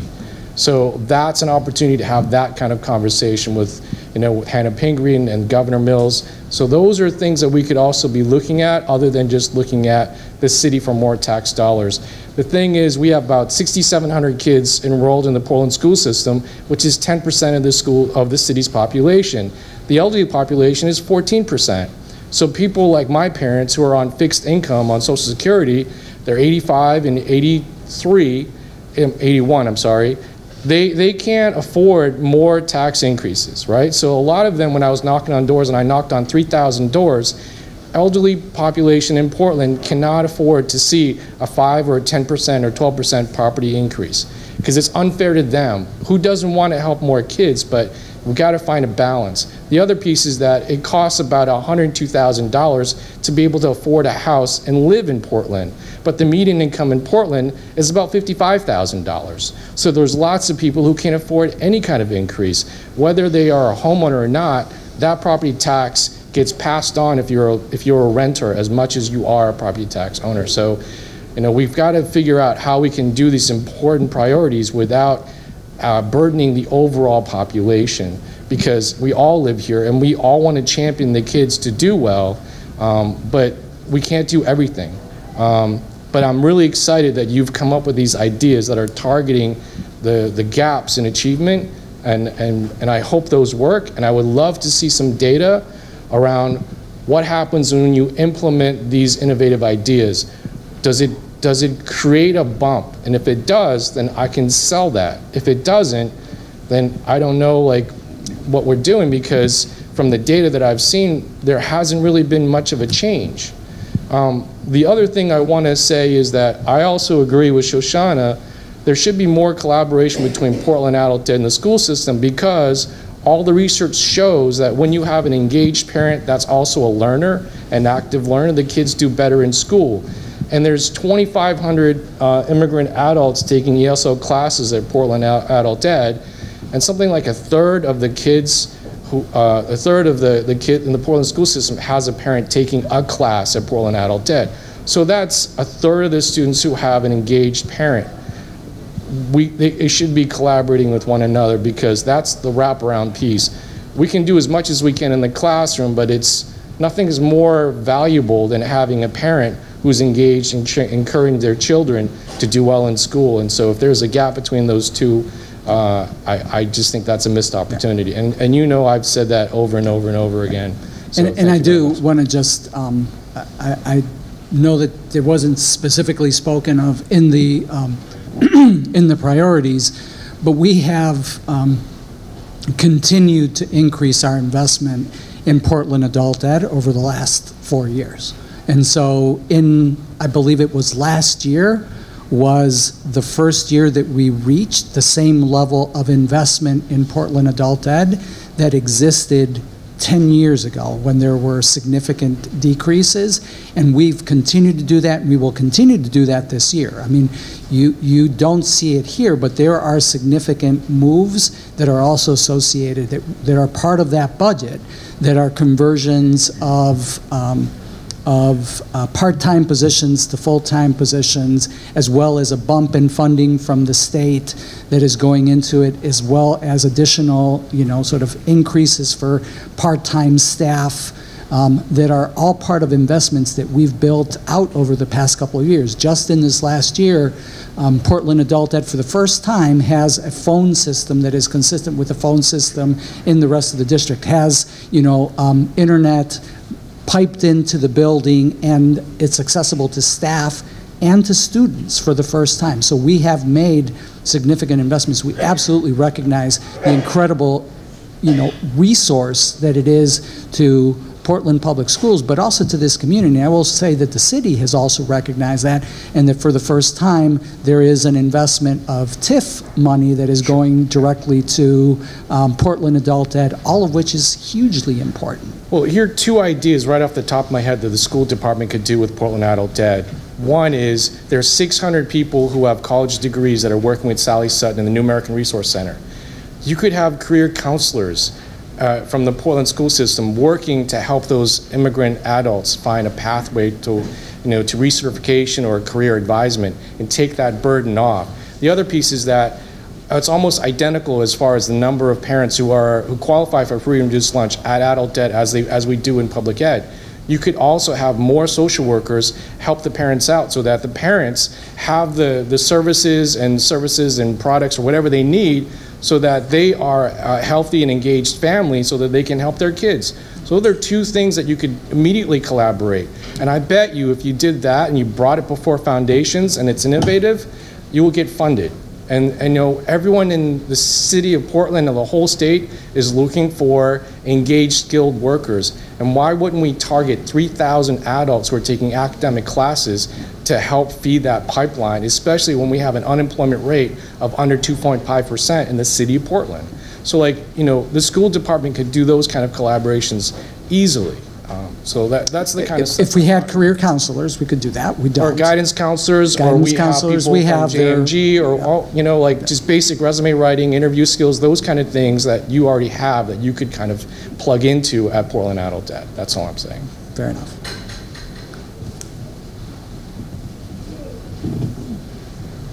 My name's Jacqueline. I live on Riverview Street. My kid goes to Longfellow School. So a couple of questions, really.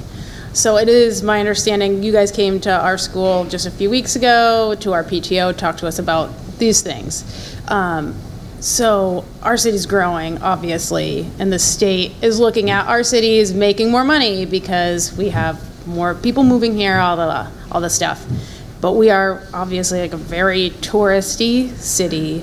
So is there a way for us, like the real workers, the life of the city, to do something to ask the state to not, I guess, use our tax valuation as much as our general revenue that we make for the state to give us more back? I know that they give us less looking at that, right? I'm right in saying that, right? Actually, not quite, because, I think broadly, yes, but I do want to point out that in the last year, under the Mills administration, that there is more money coming back to the city as part of what is called revenue sharing. So that is actually, it's not a huge amount. I believe that it will be $3 million this year.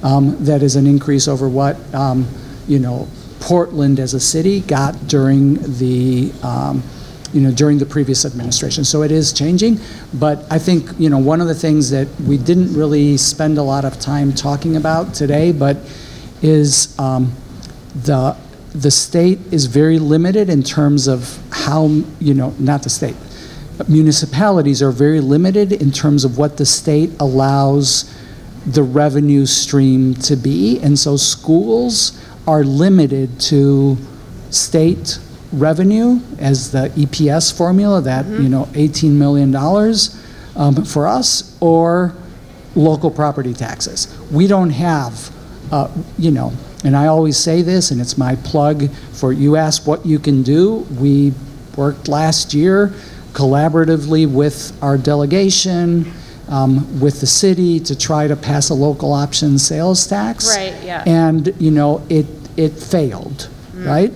Well, nobody And so wants taxes to we go have to up. continue to Everybody work on have it. I mean, these things, that's been, a long time that people have been working on it, but at some point that, hopefully that like breaks, and there is the opportunity to have a local option sales tax. Also, in the reconfiguring of the schools, the elementary schools in particular, because it is such a quick turnaround, is there a worry about logistically how that's going to happen, and how that cost of making those logistics, like bringing kids here, bringing kids there, is there something that you guys have figured out as like the bottom line cost of doing that in such a quick turnaround? If we get to that place, we will absolutely outline all of those, the costs and the benefits of So doing then that. how high on the priority list is the reconfigure? I'm not gonna.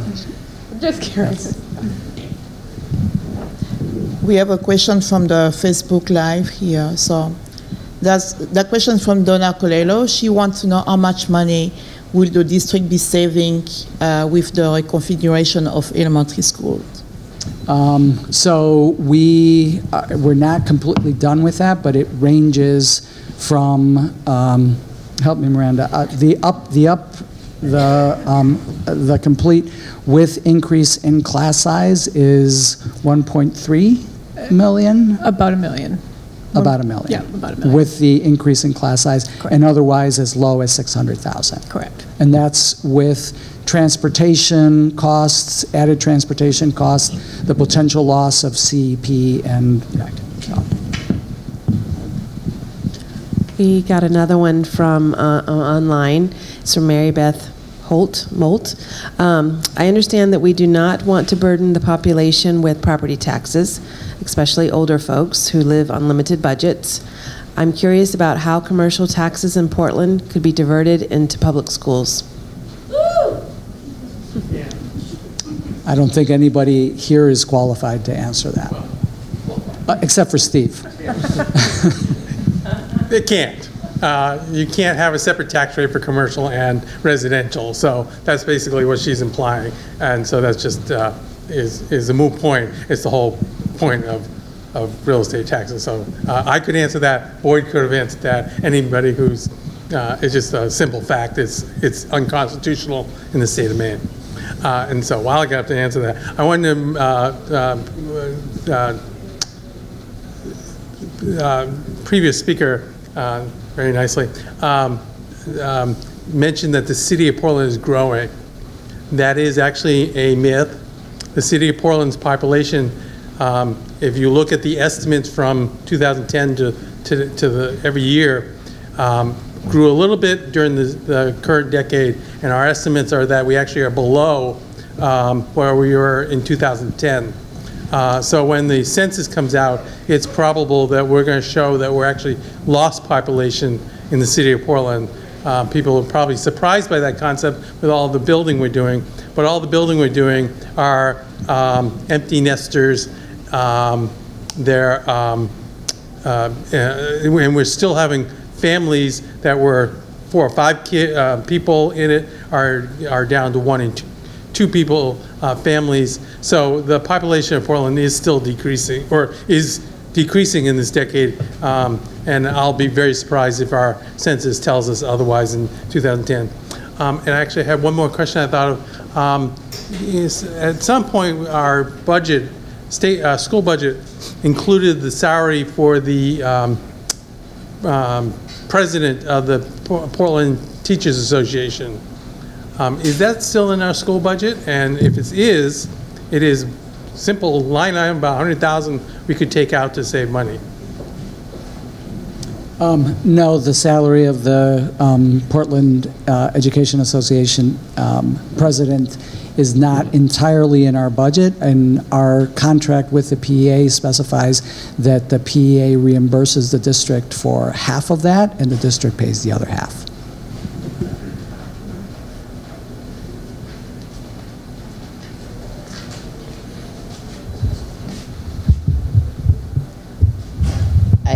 I prefer not to put my back to people, but good evening. My name is Elizabeth Capone Newton. And I'm Mary Beveridge.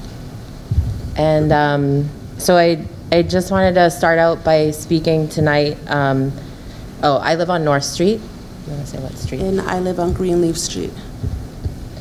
And I wanted to start tonight by just talking about how it came to be that Mary and I are here together tonight, because I think that it's an example of how we could have more parents participating in this process.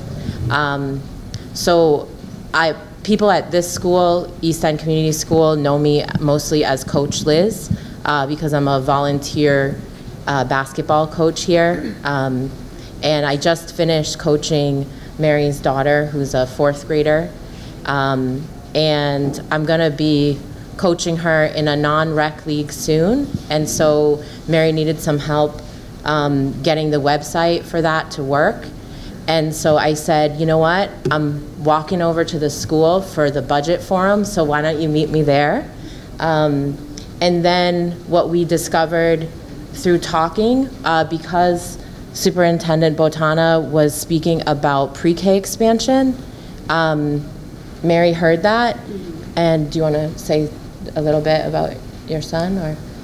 Yes, I actually have a son who, a 4-year-old, who we work with CDS, and he has an IEP, and I was just looking over the information, and this is information that I had no idea existed within the school. So that kind of rose in, I asked Liz, what is all this about? So,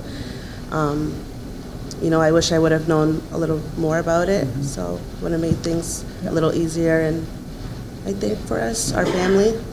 And you know, I'm sorry, we did do outreach, and we and I don't know, is Malia still here?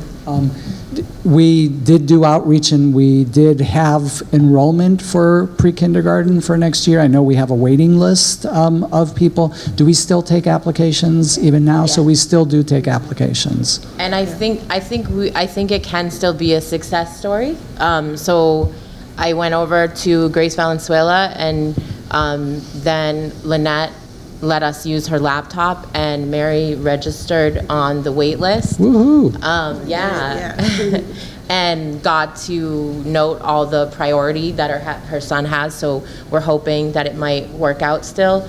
But I think for me, some of the learning about that was that probably a good way to have parents who are struggling come out to meetings would be to offer concrete ways to support them at the meeting with things that are of urgent concern to them, because that's probably the thing that's going to draw them out. And then in the process of doing that, they can also hear about what we might consider the more political or conceptual parts of like the budget and these questions. So that was some of the concrete learning for me. And sorry, let me look at my notes. I think, I guess the other point I wanted to say about it is just relationships. So the only reason that it worked for me to invite Mary here was because we got to know each other through me coaching her daughter. And there's some other students and families that I've gotten to know really well that way. And so I just want to make the point in terms of when we think about school budgets, thinking about the idea of having lots of people in the school building who have what I would sort of call slack time, extra. There's different ways to word it. But it's like that, I think that is where the magic happens of like the connection.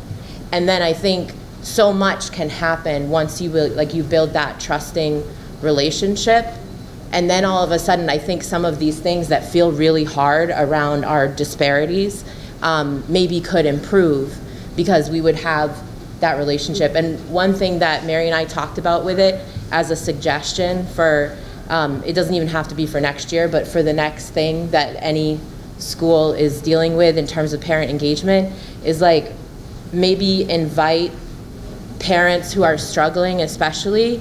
And I'm using that, I guess, as a way to say like people who are low income, people where there's a language other than English spoken at home, Black, Indigenous, and people of color, and people where there's immigrants in the family. I think like if those folks were invited to sit down with school staff and kind of talk, then some of what could happen is when then there could be targeted outreach, right? So then maybe somebody, even though Mary's 4-year-old doesn't go to this school, because of the relationship, somebody knows Mary has a 4-year-old, and so then there's that personal connection to say, hey, that deadline is gonna be coming up in January, you know, that kind of thing. So that's what we talked about. And then I'm gonna talk about some other stuff. I don't want to make you stand. Thank you. Thank you. Okay, so it's going to be a little out of order because I like to respond to what people have said, and we were multitasking in the back, so that's my excuse. So I really like the person that said that we should keep the faith to taxpayers by spending every penny wisely. That makes a lot of sense to me. I think my sense of what wise spending is might be different than theirs, but I really agree with that respect, right, for people's money, because it might come, you know, with some suffering. And in general, I also think that it's more important to spend money on staff than on buildings. But I have a question, which is, why do we have to choose? Right? And one way that I think about this is for myself, like if the school system were like a household that I had to run, like my own household, you know, I need my home to be safe. You know, I need it to not be toxic. I need it to have enough room for everyone in it. And I can't sacrifice that at the expense of the health of the people in the home either, right? It's like the truth of the matter is we need both. And I think that's true for our families and our apartments and our homes. And I think it's true for our schools. And I think I'll get there, but one way that people solve the problem of having a safe home is they take out a mortgage. And so the reason they have a home is not because they could buy it outright in cash. Most of us can't do that. But it's because they borrow. And the smartest decision when we borrow is borrowing at low interest. And so cities have the same ability to borrow at low interest. And so I think that if we're talking about our school buildings, then what we're talking about is just like if I want, right, I'm a renter, right? Just like if I wanted to get it together to buy a home, right, I need to be thinking about how am I gonna be able to buy something and have as low interest as possible, so it's a smart investment. And sadly, it doesn't happen for a lot of homeowners, right? Similar to our student loans. But the city has an advantage. The city can really borrow at a great rate. In terms of underutilization of buildings, it sounds like it's been refuted, like that there really is not an underutilization. There might be some differences from school building to school building. But what I would say is that to the extent that there is extra space, what might be smart is to see that as an opportunity to spread around that extra space so that it's even between all the schools, instead of having some schools take more of that burden of a higher average classroom size than others. And maybe there could be creativity in how to figure that out. And then, you know, if we have extra space, well then why don't we see that as an invitation to lower class sizes some? And I know everybody's gonna be like, oh my God, Elizabeth, there's so much we need to do for this school system and you wanna lower class sizes on top of it? Yeah, and I'll tell you why. Because it's a really smart investment, that's why. And I'll get to the specifics, because like I said, my points, you know, they're not all in order. The person from Portland Adult Ed said that it takes courage. She was talking about something else, but I'm gonna say that it takes courage to fund our schools. You know, it takes courage to take care of our people well. Right now, I don't want to talk about it too much because it'll make me cry, but I have a child with special needs right now, and it takes courage to choose to buy the food that's best for them, even though it's expensive.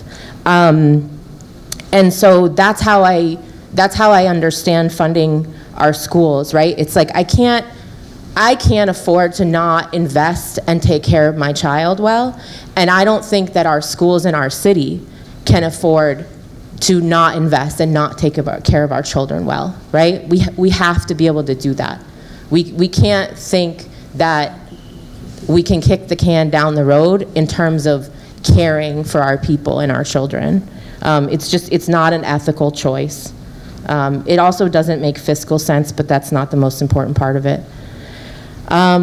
So my mom was a city councilor in Auburn when I was 7 years old, and I know that she is she's fond of saying that you can't cut your way to solvency.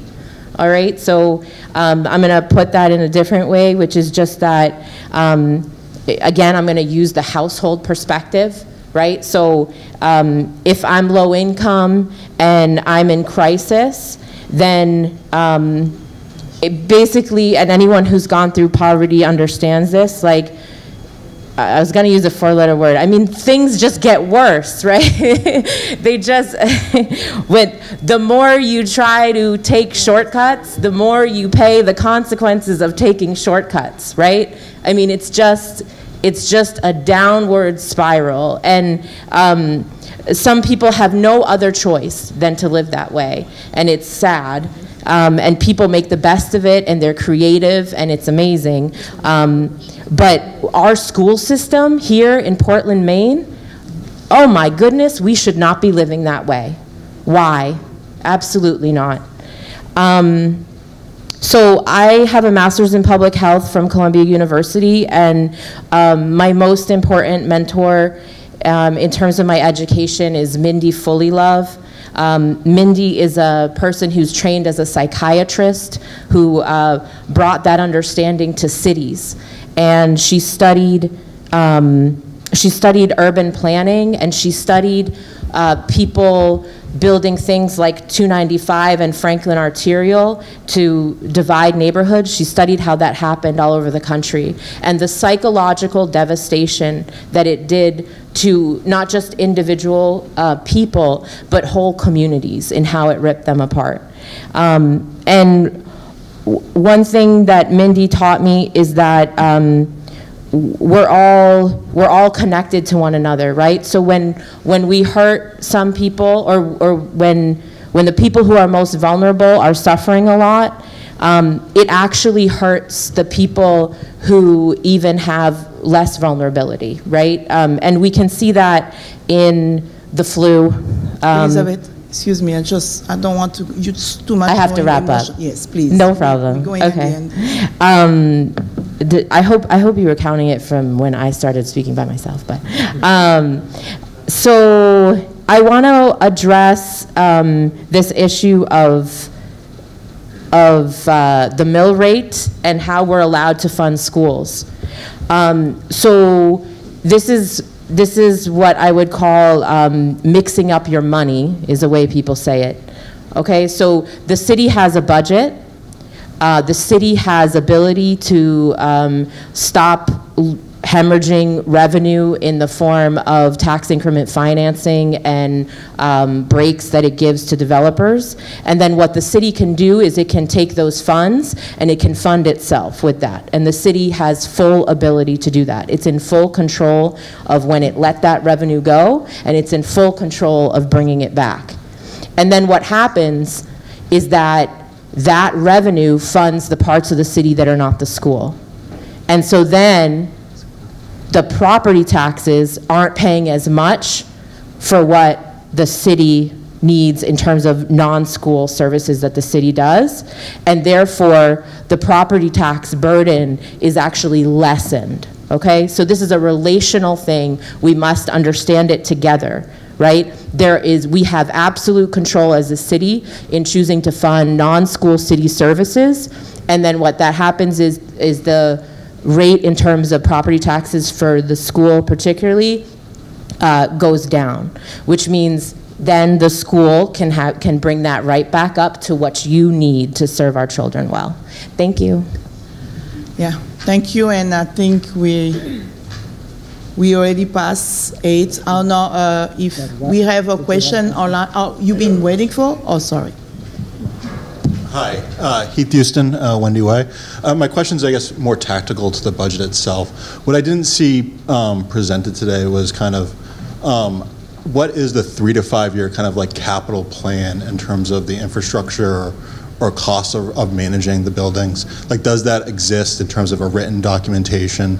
How does that interplay with the budget? And then specifically, how is that then leveraged in terms of a tool, looking at some of kind of the austerity measures that may have been laid out for potential reductions, right, to achieve some of the goals? How do those two get balanced together in kind of a practical way to see where we can play outside of a kind of a call and response line budget item to a more tactical strategic approach in terms of how we're managing money, capital over a 3 to 5 year period? Mm-hmm. Then my second question was, for the cost of programs, which look like great programs, are those implementation costs, or are those long-term run rate costs?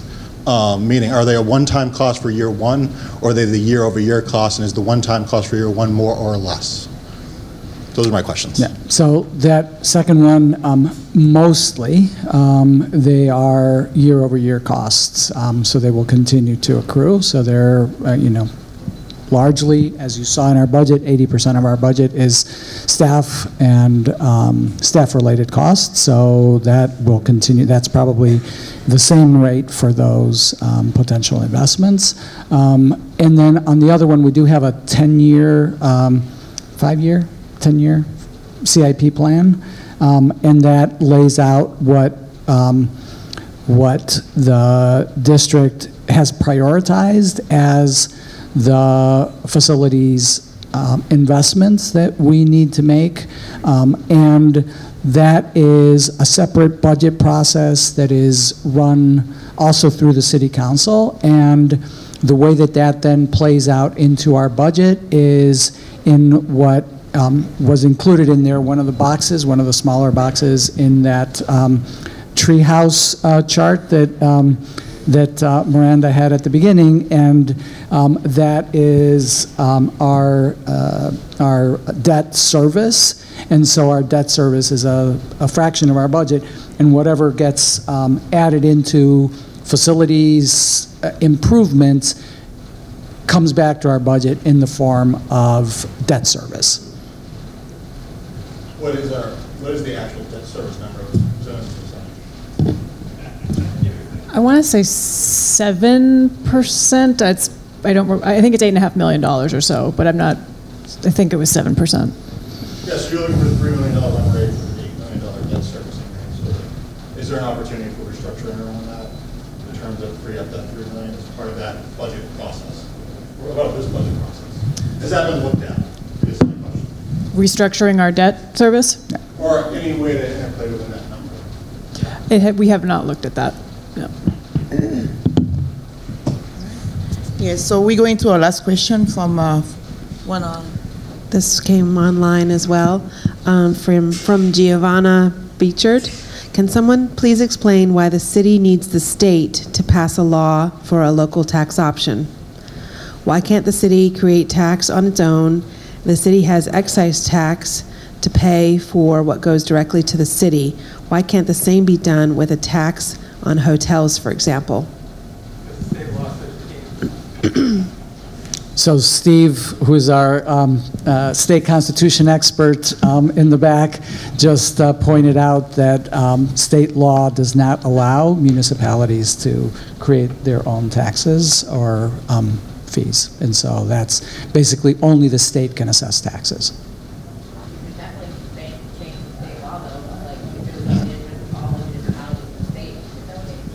And that, again, is what, we came very close to doing last year, and, has not been, it's not a unique idea that just came up today. There has been aggressive work across the state to get that to happen to no avail. So not as easy.